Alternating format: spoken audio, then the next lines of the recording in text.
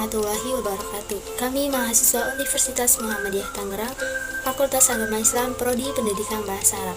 Kami dari kelompok 3 pada mata kuliah Bahasa Indonesia ini dengan dosen pengampu, yakni Bapak Dr. Agus Sulaiman MPD.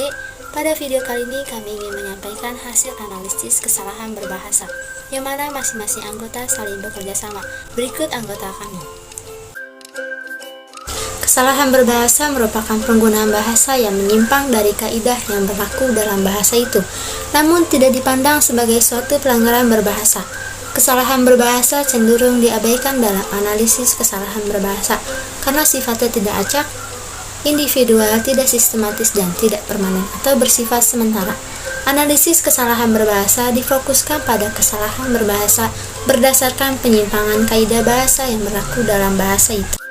Ada 3 penyebab kesalahan seseorang dalam menggunakan bahasa, antara lain terpengaruh oleh bahasa yang lebih dahulu dikuasai atau bahasa di daerahnya, kekurangpahaman pemakai bahasa terhadap pemakaian bahasa yang dipakainya, pengajaran bahasa yang kurang tepat. Bahasa merupakan sarana komunikasi yang digunakan oleh setiap individu dalam memberikan informasi yang berupa pikiran, gagasan, dan perasaan. Fungsi utama bahasa adalah sebagai sarana komunikasi dan interaksi. Penggunaan bahasa dalam kehidupan manusia menyebabkan ciri khas sendiri dalam bahasa. Hal ini selaras tampak pada iklan. Iklan merupakan segala bentuk pesan tentang suatu produk yang disampaikan lewat media, ditunjukkan kepada sebagian atau seluruh masyarakat.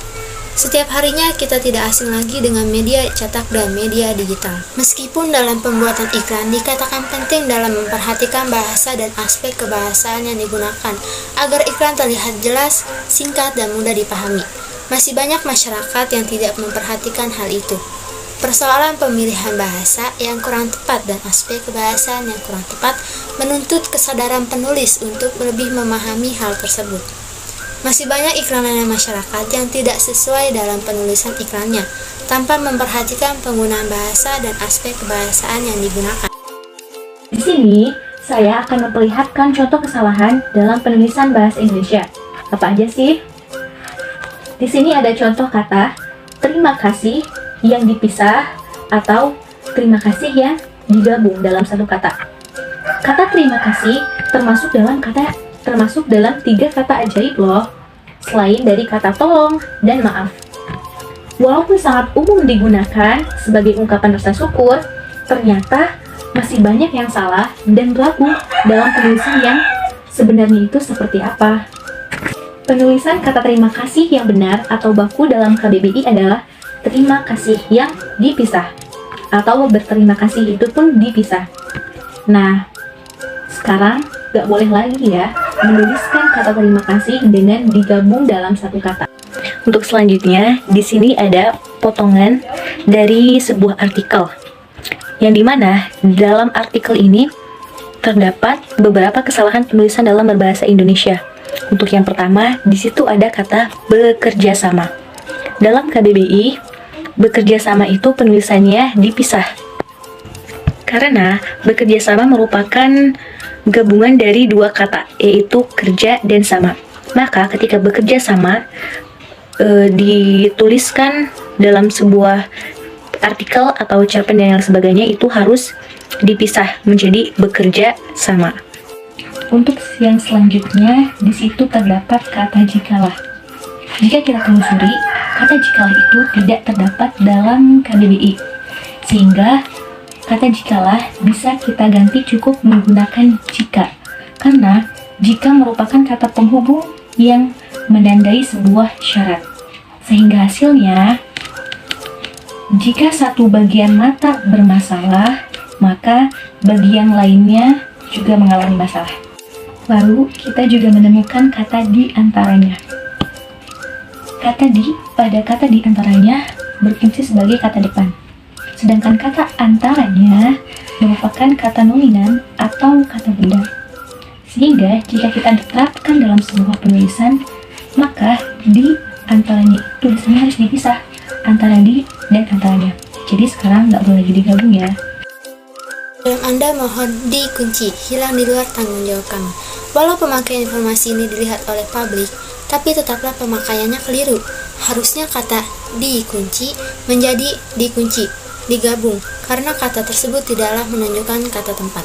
Sedangkan di luar, harusnya kata yang penulisannya tepat ialah di luar, ada spasi atau tidak dibuang antara awalan di dan luar, karena kata di luar menunjukkan kata tempat. Diksi seringkali keliru, misalnya apotek.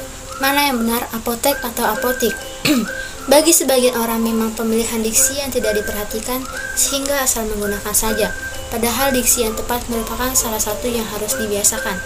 Bukan hanya untuk mereka yang sering menulis, tetapi juga masyarakat pada umumnya. Apotek atau apotik, jika melihat Kamus Besar Bahasa Indonesia, yang benar adalah apotek. Namun jika melihat di pelang yang terpampang di atas, ditemukan tulisan apotik. Padahal kata tersebut kurang tepat.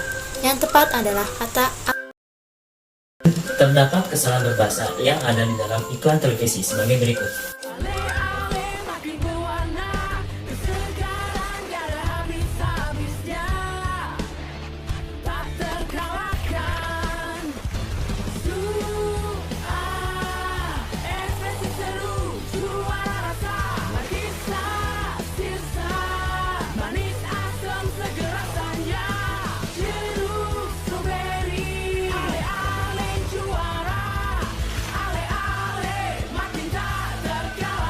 Pada iklan tersebut terdapat dua kesalahan berbahasa, yaitu kata asam dan kata segar.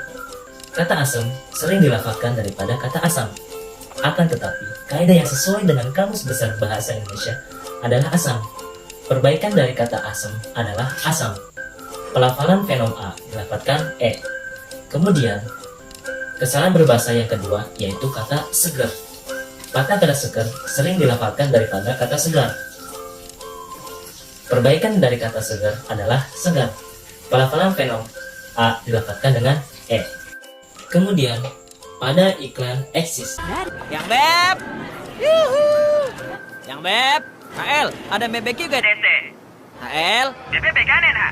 HL, lihat MBBQ gak pe? HL, LGPR ke MBBQ ke? HL pe, MBBQ dete ke? HL?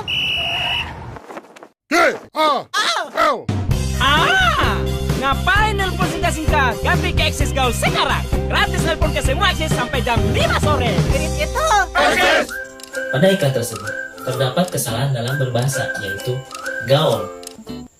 Pada kata gaul, perbaikannya adalah gaul. Pelafalan fenom U dilafalkan O. Terima kasih telah menonton dari salam pembuka hingga penutup. Semoga video ini bermanfaat bagi kita semua. Jangan lupa like, comment, dan subscribe ya. See you next time. Assalamualaikum warahmatullahi wabarakatuh.